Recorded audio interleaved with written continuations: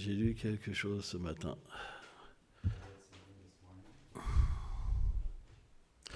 Je pense que je vais parler sur 3 versets. Donc, on peut faire le premier. On est dans le 10e chant, chapitre 13, et on va faire le verset 1. C'est ça.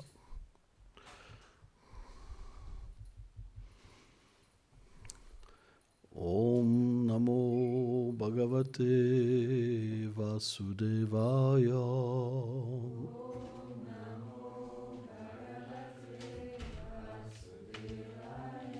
Om Namo Bhagavate Vasudevaya.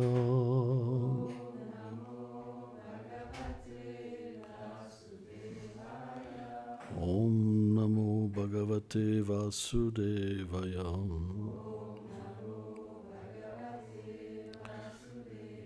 Shisuka Uvacha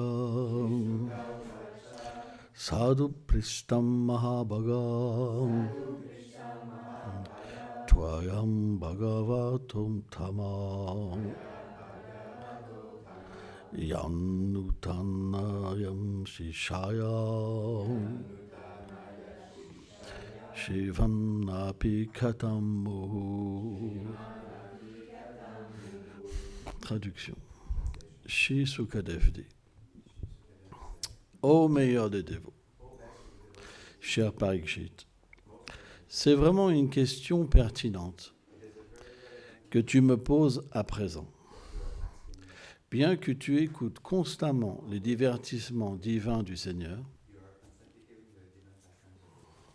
tu les perçois d'une manière toujours plus attirante. Et ton avidité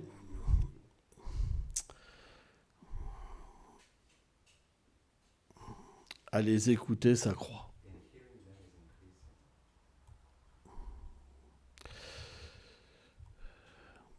Commentaire.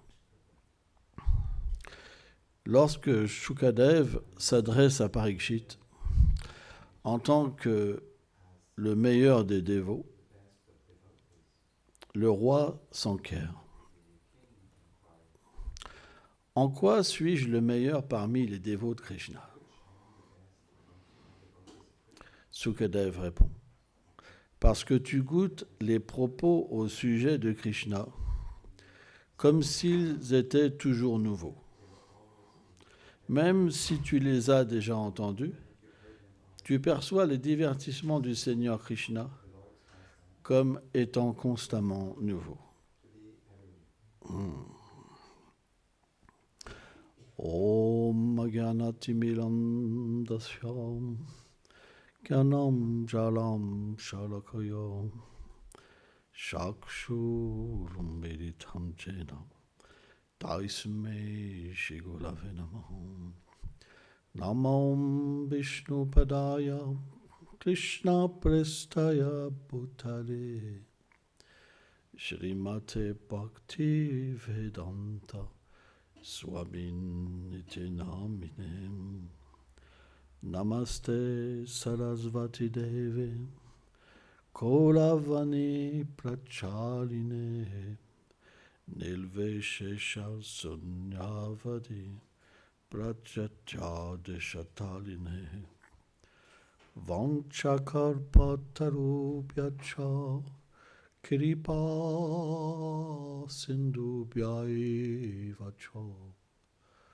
Pachitanam Pavadnebhyo Vaishnavebhyo Namo Namaha. Jaya Shri Krishna Chaitanya Prabhu Nityananda Shri Advaita Gadadhara Shivasadi Gaura Bhaktavinda. Hare Krishna, Krishna Krishna, Hare Hare, Hare Rama, Rama Rama, Hare Hare. C'est un verset plein de nectar. En fait, tous les merveilleux versets du Bhagavatam sont emplis de nectar. Pourquoi? Parce qu'ils sont des échanges d'amour. Il y a une grande extase.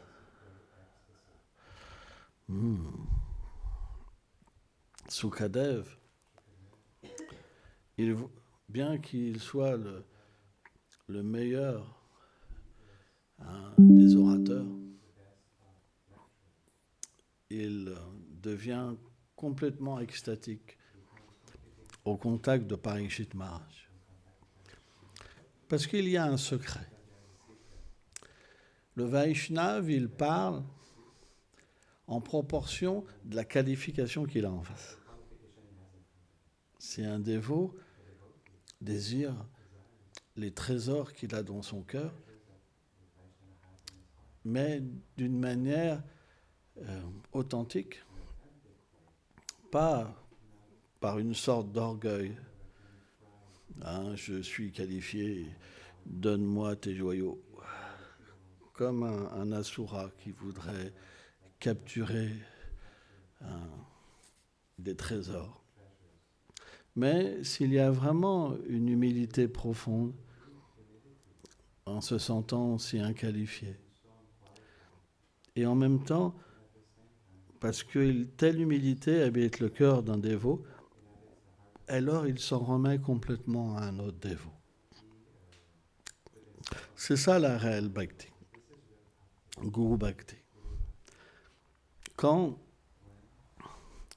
cette merveilleuse essence de la dévotion apparaît dans le cœur, comme un sentiment qu'on ne peut rien faire sans Gurudev, sans Prabhupada, et on n'a aucun moyen d'être heureux, d'avoir aucune nourriture, aucune protection, sans la miséricorde de la poussière de ses pieds par le lotus, alors il y a un courant inimaginable qui vient emporter le pur dévot. Parce que c'est très rare, extrêmement rare, de voir un disciple authentique qui a vraiment une attitude de dépendance. C'est très, très, très, très rare. Quand le gourou qualifié, il voit une telle personne, alors il devient emporté. Emporté par le fait que Krishna lui-même manifeste une telle abondance dans le cœur du Vaishnav pour que ces trésors apparaissent dans le cœur du disciple. C'est extrêmement confidentiel. Très, très confidentiel.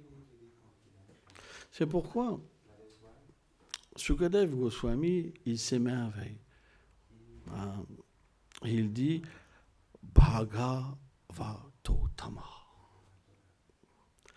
le meilleur des dévots. Vous vous rendez compte? Et le roi, dans son humilité, il se dit, ça c'est Vishwanath qui parle, en quoi suis-je le meilleur parmi les dévots de Krishna? Parce que l'humilité est tellement grande que quand le Vaishnav l'appelle comme cela, il trouve que c'est injustifié. Pourquoi je serais le meilleur dévot? Pourquoi tu m'appelles comme cela? Il veut comprendre. Quelle est la vision de Sukadev Goswami? Quel est ce nectar qui est dans son cœur? C'est très profond les échanges, extrêmement profond. Et alors Sukadev lui répond, parce que tu goûtes les propos au sujet de Krishna, comme s'ils étaient toujours nouveaux. Et ça, c'est quelque chose qui ne peut pas être compris tant qu'on n'a pas atteint un haut niveau de dévotion. Ce n'est pas possible. Parce qu'il faut avoir rencontré Krishna et ses dévots personnellement dans un corps spirituel pour comprendre ces paroles si profondes. Parce qu'on sait que que Krishna, il est toujours en expansion de beauté, de qualité, par l'association de ses dévots. Et d'ailleurs, les dévots entre eux s'illuminent. Il y a ce verset, où Krishna, il dit, mes purs dévots, ils s'illuminent les uns et les autres, ils se rencontrent, et débordant d'extase, alors ils se déversent le nectar de ma personne dans les uns et les autres. C'est très confidentiel. On ne peut pas imaginer ce qu'un pur dévot peut ressentir quand un autre pur dévot parle. Il devient comme un vase vide et il désire être empli de Krishna Kata, de nectar. C'est quelque chose d'inimaginable, en fait. Et dès que... Alors, il devient tellement humble devant un tel dévot. Et après, le dévot, il désire entendre le nectar de l'autre dévot. Et à ce moment-là, ce pouvoir divin apparaît par la grâce de Prabhupada, par la grâce des associés du Seigneur. Et à ce moment-là, le même nectar qui est baratté différemment, ça veut dire que lorsque le dévot écoute le nectar, tellement de réalisations viennent. C'est comme je sais pas, des artifices. Dès qu'un mot rentre, et alors, quand il va parler, il va relancer en fait un barattage du nectar que le dévot a parlé, et ça va inspirer encore plus le dévot. Et c'est comme ça qu'il ne s'arrête jamais, en fait. Les vrais dévots du Seigneur, c'est quelque chose d'inconcevable, en fait. C'est un autre monde. C'est très rare de voir des purs Vaishnavas parler ensemble. C'est très, très rare. Parce que c'est très intime. Et en fait, ils partagent leur cœur. Mais il faut vraiment que tous les deux soient purs.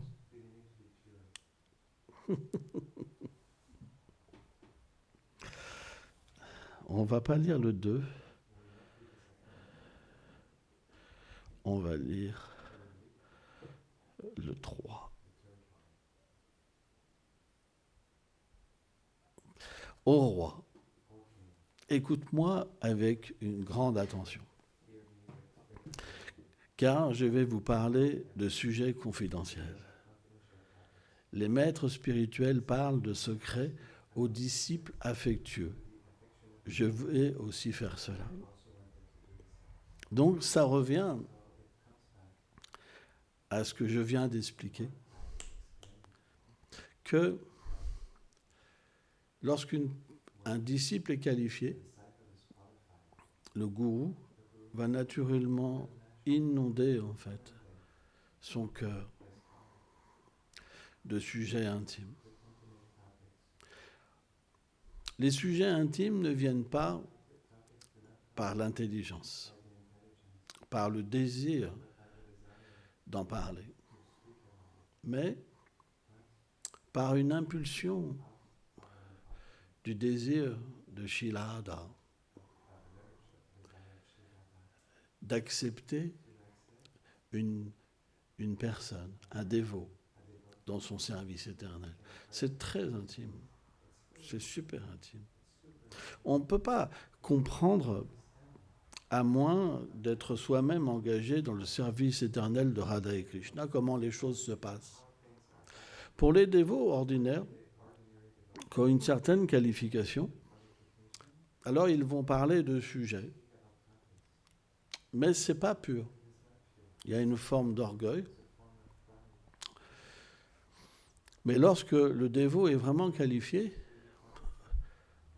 Krishna l'appelle dans son monde et dans la compagnie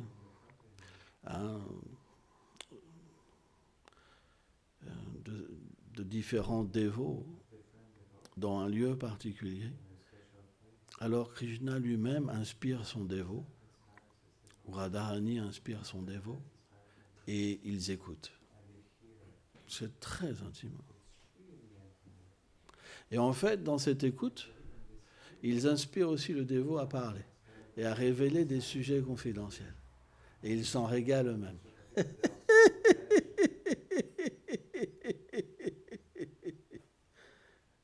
Donc ce même principe existe aussi pour le Seigneur. Hein?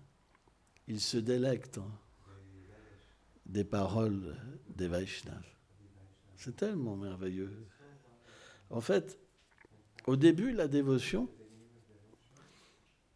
c'est difficile. Parce qu'il n'y a pas un tel nectar, une telle intimité. Et on rencontre des difficultés dues aux ennemis du cœur,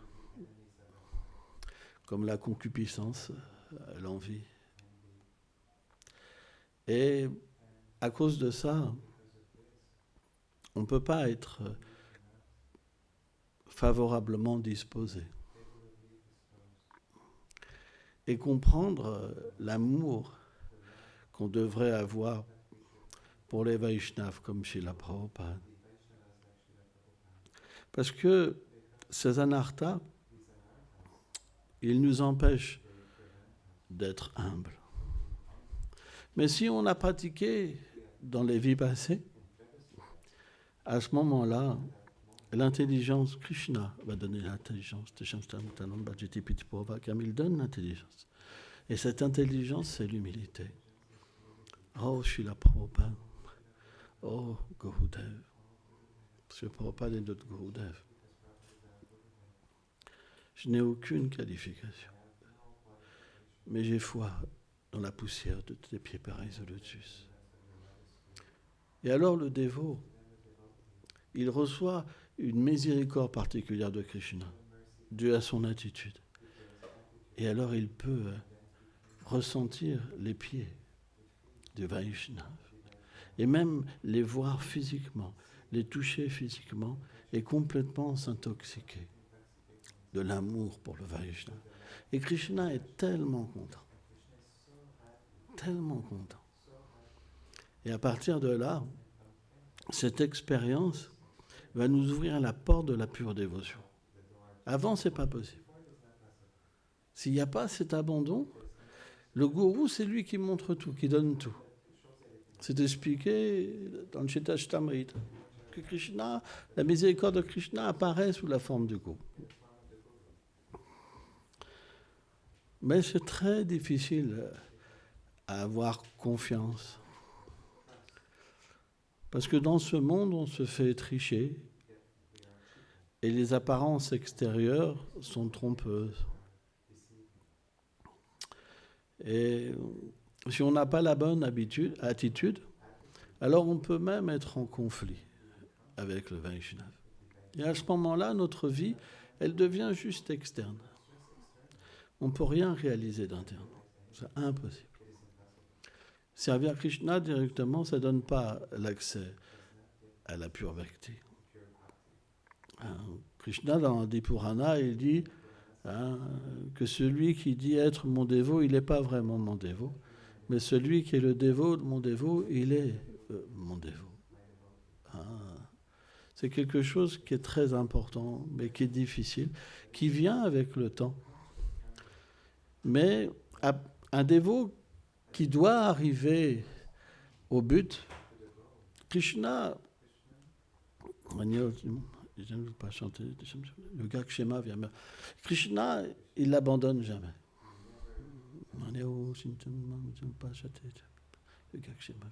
Krishna l'abandonne jamais. Jamais, jamais, jamais.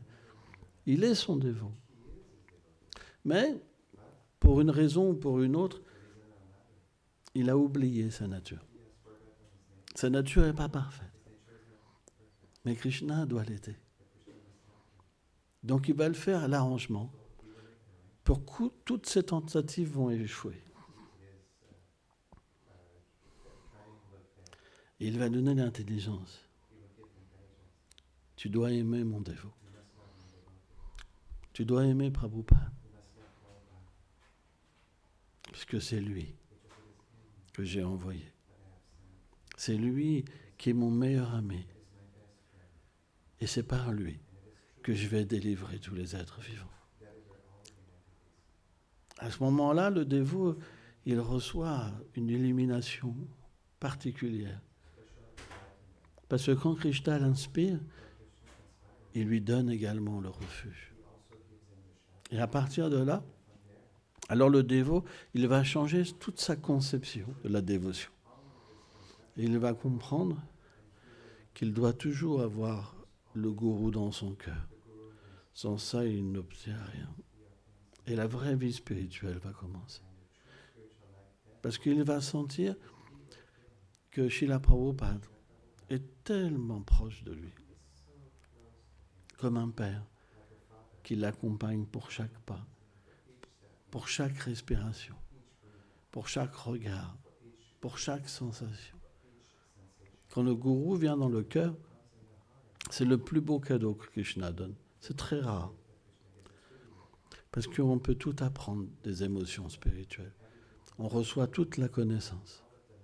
Et on est introduit dans notre service éternel, où on peut voir la forme éternelle de Prabhupada. Tout ça, c'est possible pour le dévot sincère. C'est juste une question d'amour.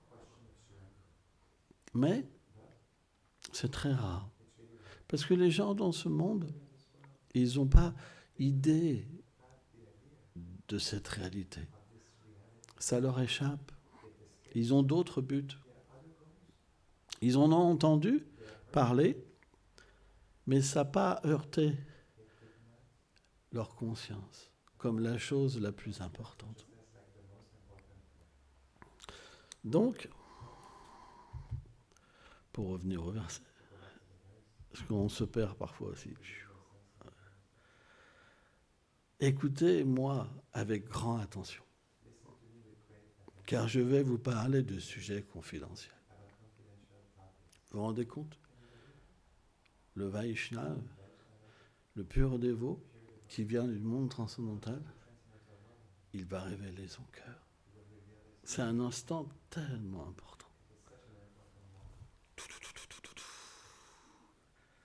Et il dit comme ça pour prouver son amour à Parikshit Maharaj. Tellement leur connexion est parfaite, les maîtres spirituels parlent de secrets aux disciples affectueux. Je vais aussi faire cela. Un tel échange d'amour. Parce que Parikshit Maharaj a tellement d'amour pour Sukadev, et Sukadev a tellement d'amour. Hein? Mais comme il a une place de gourou, il va révéler son amour d'une manière particulière. On va lire un autre. Et après, on s'arrêtera là.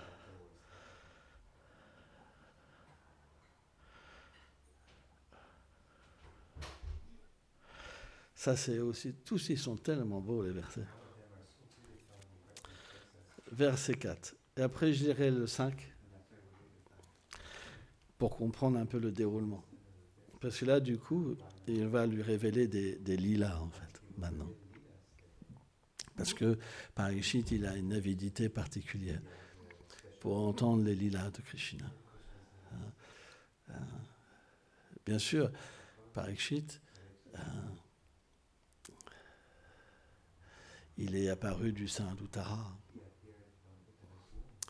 Donc il fait partie de comme la dynastie Pandu, des Pandavas.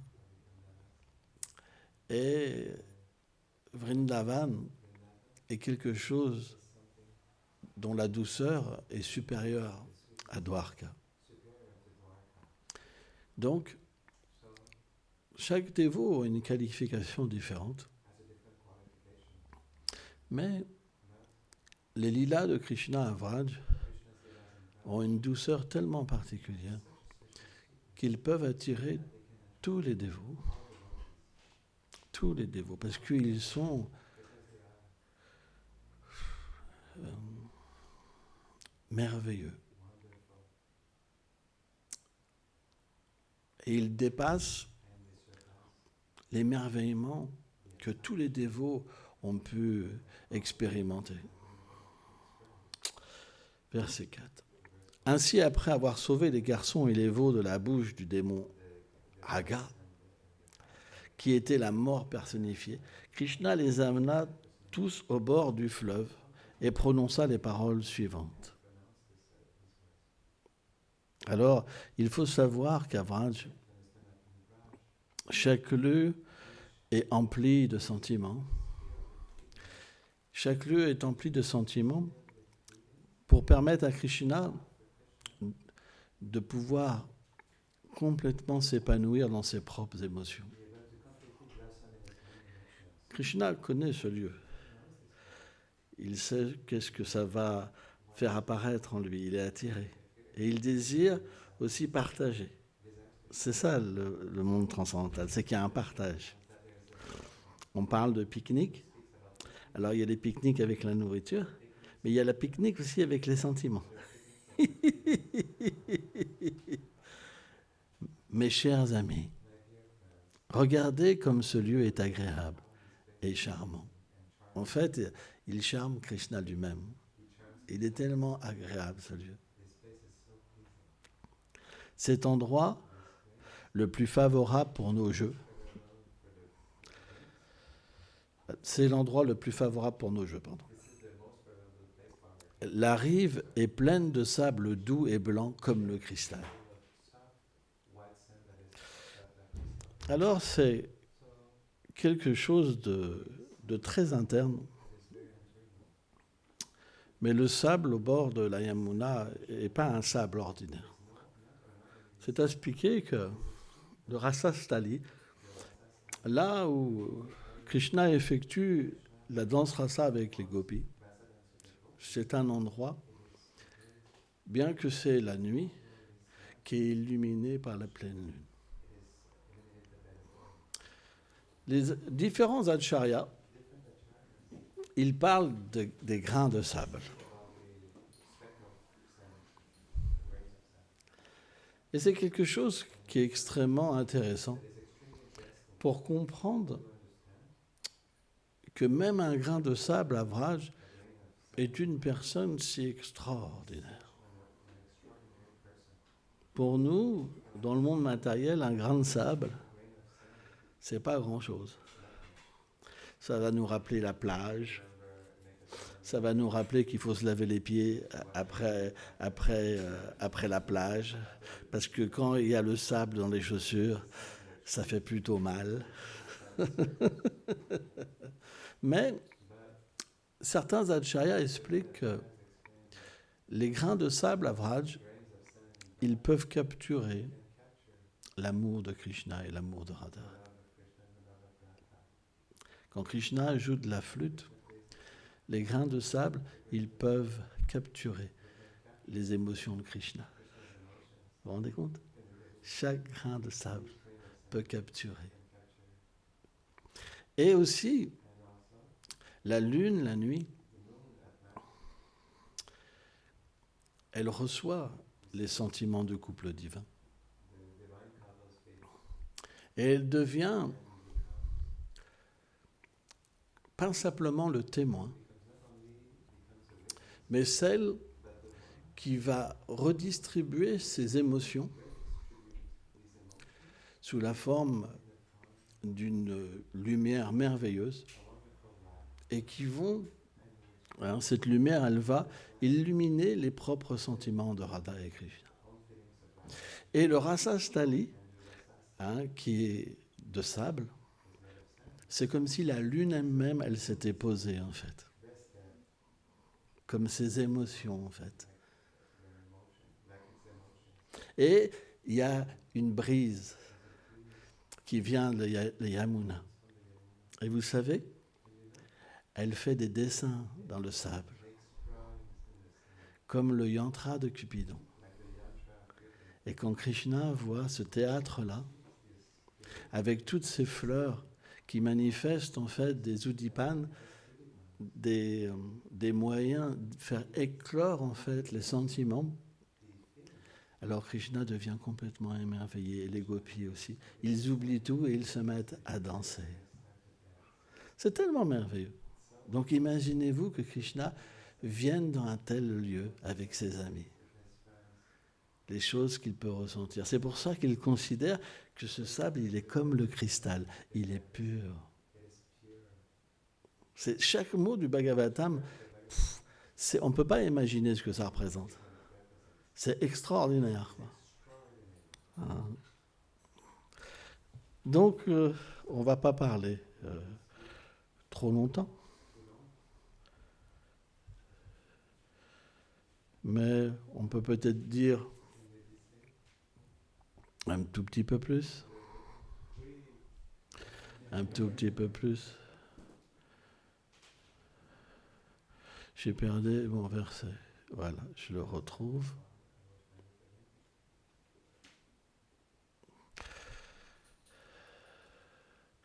L'endroit est entouré d'arbres plaisants. Alors c'est la même chose, les arbres, Vraj, ce n'est pas des êtres ordinaires. Parce qu'ils ont la faculté d'être étreints par Radha et Krishna. Parce que lorsque l'arbre reçoit les sentiments de Radharani, alors Radharani investit l'arbre de pouvoir. Et c'est comme si Radharani elle-même était devenue l'arbre.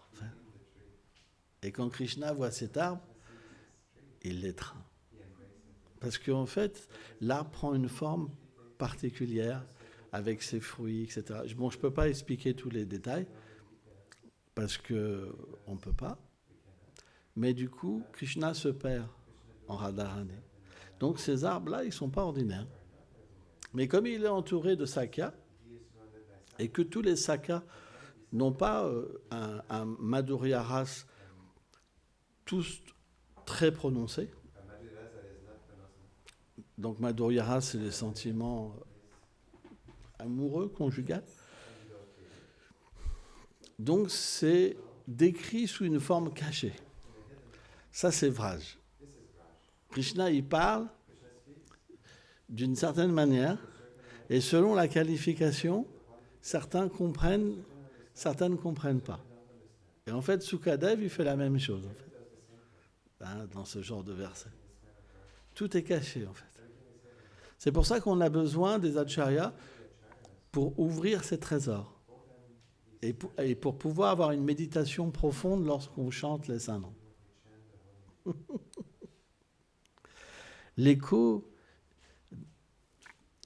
du bourdonnement des abeilles. De la même manière, en fait, les abeilles à Vraj, elles sont toujours intoxiquées. Parce que Radha et Krishna, ils sont comme des lotus. Le visage, les mains, le nombril, etc. Différentes parties du corps. C'est comme des champs de lotus. Et il y a toujours des abeilles. Beaucoup d'abeilles qui les suivent. Mais dans le monde matériel, quand des abeilles nous suivent, on a peur. On a vraiment peur. On va courir. Mais dans le monde transcendantal, les abeilles, elles augmentent en fait la capacité de Radha et Krishna à manifester tant de nectar. C'est pourquoi leur bourdonnement, c'est un chant d'amour qui apporte dans les oreilles de Radha et Krishna un tel nectar, en fait. Parce qu'ils entendent directement les gloires de leur bien-aimé dedans. Des choses tellement intimes et douces. Donc Krishna, il parle naturellement des abeilles. Et du gazouillement des oiseaux. Les oiseaux à Vraj. C'est pareil. C'est tellement des êtres qui ont une miséricorde. Les abeilles, elles ont tellement de miséricorde qu'elles peuvent même entrer dans les kunj, où Radha et Krishna se divertissent. Vous vous rendez compte? Le niveau d'intimité et d'avancement que les abeilles et les bourdons, ils ont. On ne peut pas imaginer. Parfois, il y en a qui vont dire « Mais moi, je ne veux pas être une abeille au monde spirituel. » Et moi, je vous le dis, on veut tous être des abeilles.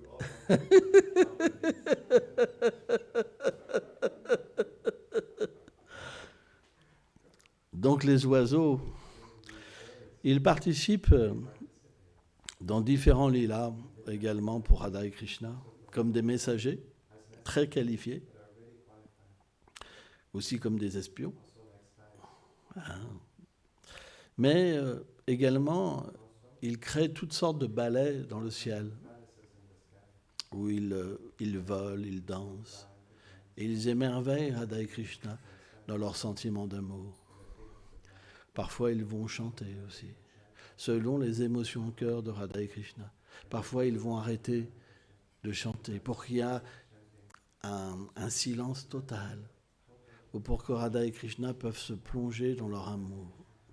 Donc tout ça, c'est Krishna arrive dans ce lieu et il dit, on va relire, c'est tellement merveilleux. Et mes chers amis, regardez, ce lieu est agréable et charmant. Donc en fait, ce qui se passe, et c'est ça qui est merveilleux, c'est que quand Krishna va parler, comme il est le cœur d'un lotus et que ses amis sont comme les pétales de ce lotus, ils vont directement se plonger en fait dans les sentiments de Krishna. Tout de suite, crac, ils rentrent dans l'atmosphère et selon leur qualification, alors ils le ressentent. C'est merveilleux. C'est ça qui nous attend. C'est ça que Srila Prabhupada est venu donner. Quand il a dit « faites bouillir le lait », c'est des sentiments qu'il faut développer. C'est comprendre ce que Srila Prabhupada est venu nous donner, c'est important. Voilà, pardonnez-moi de mon impudence. Ça veut dire quoi l'impudence déjà ? Ma fierté. Voilà, ma fierté. Mais je me sentais inspiré par la venue des dévots, Lokaram, Prabhu, Madhavi Gopi, leurs enfants. J'ai senti une brise venue de Mayapur. Là, c'est vrai, j'ai senti une brise venue de Mayapur. Ouais. Et ça m'a tellement apporté de bonheur. Et c'est pour ça que j'ai pu parler ce matin. On ne devrait jamais penser qu'on n'est pas dépendant des autres. On peut goûter le nectar du Saint-Nom, le nectar de la Harikatha, Krishna Katha, que parce que on doit le déverser sur les autres. C'est pas possible autrement. C'est pourquoi Srila Prabhupada a mis un tel accent sur la prédication. Après, on reçoit tous des instructions différentes, mais l'instruction de donner est tellement importante. Parce que chanter, c'est pas possible si on ne donne pas. Parler, ce n'est pas possible si on ne donne pas. Lorsqu'on parle de parler, c'est pas parler par l'intelligence, de réciter des shlokas, mais c'est le cœur qui va se mettre à parler. Parce qu'il y a l'amour, parce qu'il y a le besoin de faire plaisir. On parle parce que d'autres, très élevés, écoutent. C'est ça la bhakti. La bhakti, ça nous ouvre à un monde où les êtres ont du goût pour les gloires de Krishna. Jai Srila Prabhupada ki jai.